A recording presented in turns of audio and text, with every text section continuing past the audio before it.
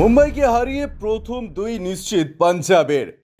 আরও এক ফাইনাল থেকে এক ধাপ দূরে শ্রেয়স। তখন পাঞ্জাবের ইনিংসের 12তম ওভার চলছে, ক্যামেরা ধরল তাকে। ডাগ আউট থেকে একটু এগিয়ে এসছে, বাউন্ডারি দড়ির বাইরে ব্যাট দিয়ে বল নাচাচ্ছেন। দেখে মনে হচ্ছিল তার থেকে সুখী মানুষ আর কেউ নেই। হবে নাই বা কেন, মাঠে তখন দাপট দেখাচ্ছেন প্রিয়াংশ আর্চো এবং জশ ইংলিশ। প্রায় মুঠোয় ম্যাচ। তাই সেই মুহূর্তে পাঞ্জাব অধিনায়ক শ্রেয়স আইয়ার সুখী হবেন না তো কে হবেন?